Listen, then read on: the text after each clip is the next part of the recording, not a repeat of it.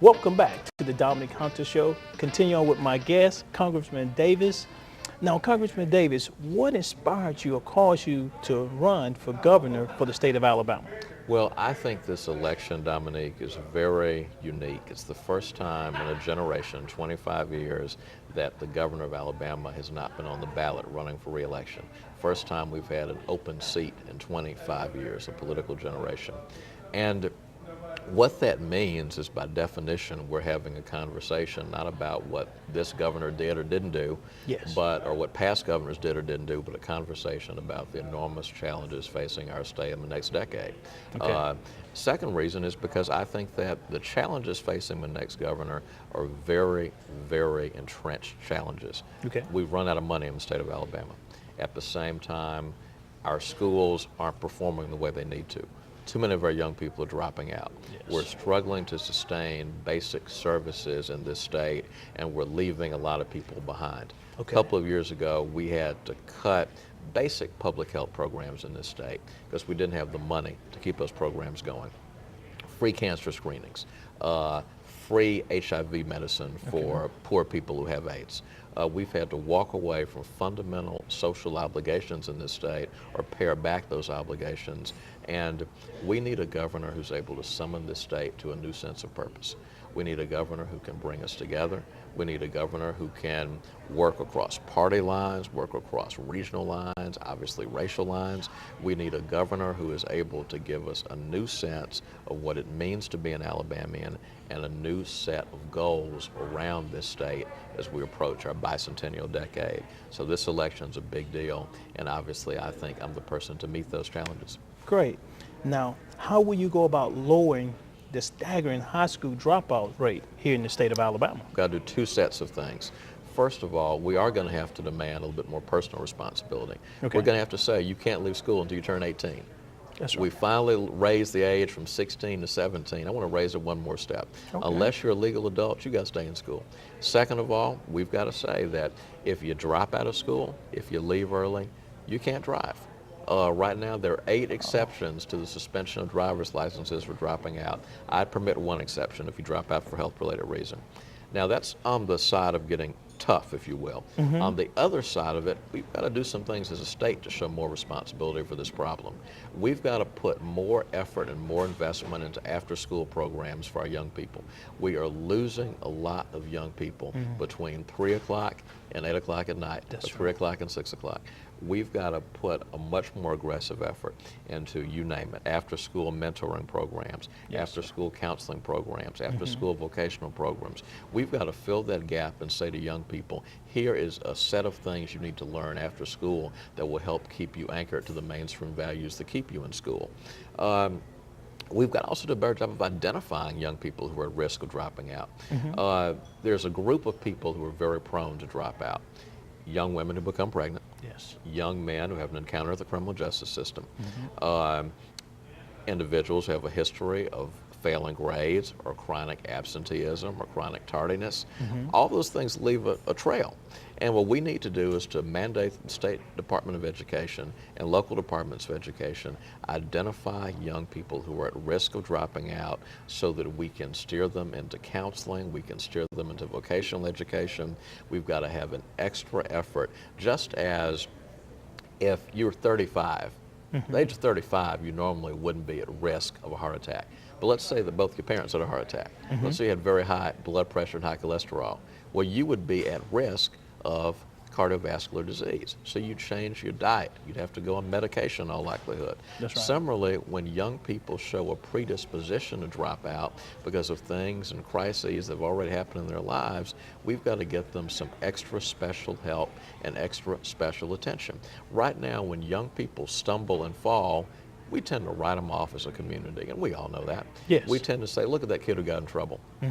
And we tend to ask the question, well, whose kid is that who's not in school when he ought to be, who's breaking windows? The answer is it's our kid. We as a community have a responsibility for every child who's struggling, who's failing, and of course we can't get all of them back, but if we make more of an intensive effort, we can get a lot more of them back, and we can reduce this staggeringly high dropout rate here in Mobile and around the state to a much more manageable level. Awesome.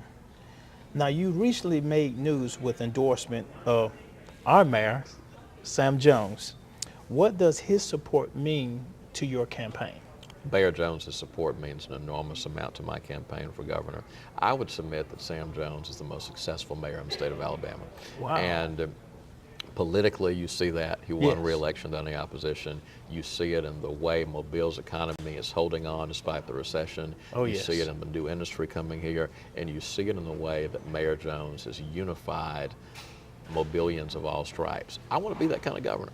I want to be a governor who can unite and bring people together, no matter what their differences. And he's a role model for me. The way he ran is a role model for me. The way he's governed is a model for me of good governance. His integrity, the fact that no one has ever questioned Sam Jones's honesty and his integrity, that's the kind of governor that I want to be. So I was very honored to be in Mobile on November 30th to appear with him and to receive his endorsement. We look forward to his counsel and his mentorship.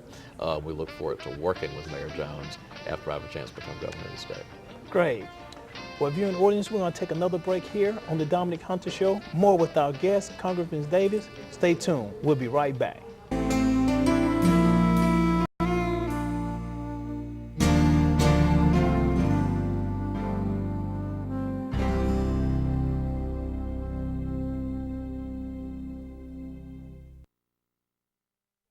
Welcome back to the Dominic Hunter Show. Continue on with my guest, Congressman Davis. Now, Congressman, what is your vision for the state of Alabama as it relates to our economy? Well, we're going to have to grow our economy coming out of this recession.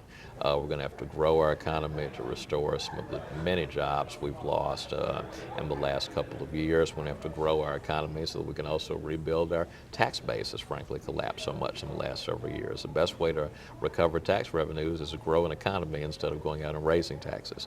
Now, how do we do those things? Yes. We're going to have to learn how to make some things that we haven't learned how to make and produce as a state before.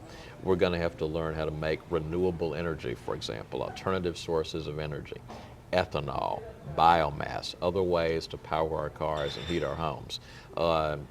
We have the capacity to use raw materials and natural resources in this state to become one of the alternative energy centers anywhere in the Southeast. We have the capacity to do that because of the way our geography is structured. We've simply got to show the public will to get there. Second of all, we're going to have to expand some new sources of industries that have developed but haven't developed quite enough. Biomedicine, for example. Okay. Right now in Huntsville, Alabama, we're doing some cutting-edge work up north in Huntsville on flu vaccine, combating various blood-related ailments. We're doing some of the top cutting-edge work on disease prevention anywhere in the country and disease treatment anywhere in the country. Up in North Alabama at the Hudson Alpha facility in Huntsville. We've got to expand our biomedical footprint. Okay.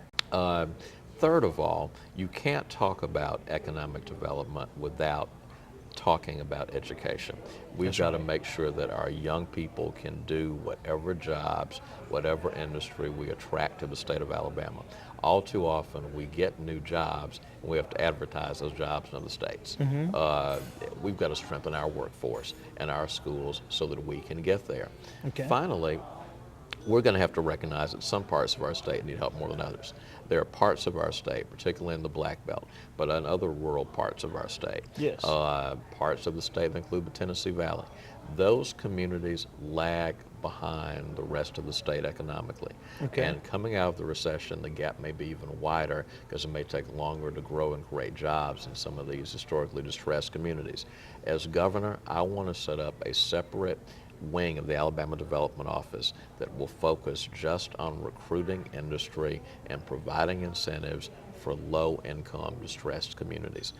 We've got to do that, otherwise the gaps in Alabama will simply get wider and deeper.